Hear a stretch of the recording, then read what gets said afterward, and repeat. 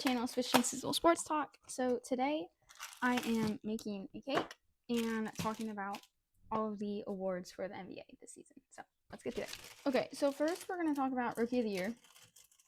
Obviously, they've already announced most of these awards, and we're not talking about all of the awards. We're just going to talk about some of them. So first is Rookie of the Year.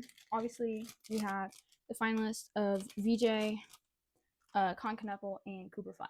Obviously, Cooper Flag won. And gonna be honest, kind of expected Cooper Flag to win. It was kind of, he was gonna win. But I'm gonna be honest, I did not want Cooper Flag to win. But, he did. I wanted VJ Edgecombe to win. Out of the finalists, I wanted VJ to win. Just because, I liked him as a rookie. He was pretty cool. Obviously, they voted before the playoffs, and the playoffs didn't really count for the votes, but obviously, VJ is the only rookie out of those finalists who is in the playoffs. So, kind of makes a difference. Cooper Flag, their team didn't make it. But, it was kind of, again, it was just expected that Cooper Flag was supposed to win the Rookie of the Year instead of Con or VJ. It was probably close between Con and Cooper. It was probably going to be one of those two, and then obviously VJ was going to be a final. And then moving on, we have Defensive Player of the Year. Obviously, we have Chet, Osar Thompson, and then Victor Wembanyama. Obviously, Victor won. He had all the votes, unanimous. Which, for me, out of those three, I would have preferred for Osar to win just because he's my favorite out of those three. But since we're going off of, who, definitely should have won it, yeah, Victor. Obviously, he's 7 foot, so he can get the blocks easier. But, I think he still deserved it because he's good defensively. He's decently good offensively. So yeah. And then Chet, I'm not going to hope Chet wins it, but that's, this is just me. Thunder fans wanted him to win, probably. Obviously, he's another 7-footer, so taller guys are going to get the blocks easier. Going to get the rebounds, all of that easier than most 6-footers. So, okay, moving on to Most Improved Player. The 3 finalists were Nickeil Alexander-Walker, Deni Avdija, and then Jalen Duren. So, I'm going to be honest, I don't really like Deni Avdija or Nickeil Alexander-Walker, but I do like the Pistons. Pistons are one of my favorite teams, so obviously I'm going to hope Jalen Duren wins.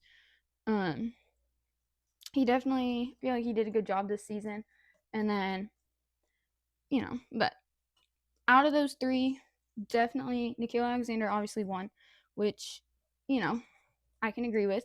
Last year when he was with the Wolves, he didn't do, too well, whatever, because he wasn't one of their big players. They had who they needed. They didn't really need him that much. And then obviously he goes to the Hawks and does great. So I definitely think he deserved it. I think he deserved that one. Moving on to 6th Man of the Year, the 3 finalists were Keldon Johnson, the guy for the Heat, can't remember his name, and then Tim Hardaway Jr. for the Nuggets.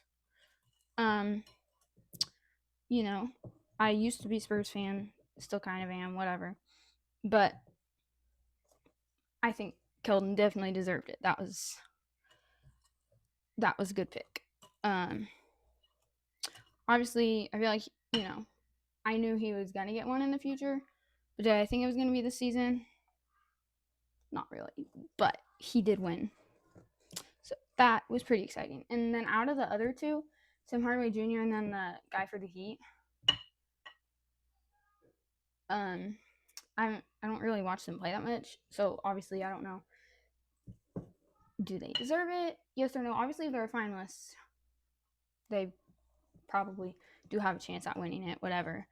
But like, out of those three, Keldon won. Keldon deserved it. And the next award, the three finalists were Ant, and it's for Clutch Player of the Year. The three finalists were Ant, SGA, and then Jamal Murray.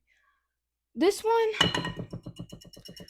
was confusing because I thought Ant couldn't win awards, but he was a finalist for Clutch Player of the Year. It was super confusing. I mean, I'm not gonna complain, obviously, that he was a finalist, but I don't understand why he was, because I know he did whatever trying to get into winning post-game or postseason awards, but he didn't, so I'm not sure why he was a finalist, but he didn't win. SGA won, which I don't want to say makes sense, but it does, but it doesn't. Like, out of those three, I feel like SGA was expected, but I don't know. Jamal Murray, I feel like he just takes every shot, so kind of makes sense why he won it, or didn't win it, but, and then obviously SGA.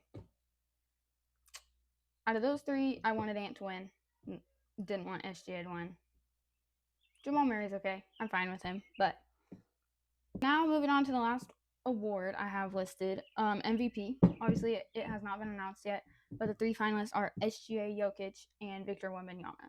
So out of those three, I think SGA is more likely to win it. I think he's going to get his second MVP this season. Obviously, he shoots a lot of free throws. A lot. Jokic did great this season. And then Victor, he won Defensive Player of the Year. And then I think he can win MVP at some point. I just don't think it's going to be this season. Like, he's good enough to win MVP, and obviously he's a finalist this year, so that shows he's good enough. But I don't think this is his year. I think it's SGA's year again to win MVP. Okay, so that is going to wrap up our video for today. Thank you guys so much for watching, and make sure you like and subscribe so you don't miss out, and I'll see you on the next one. Bye!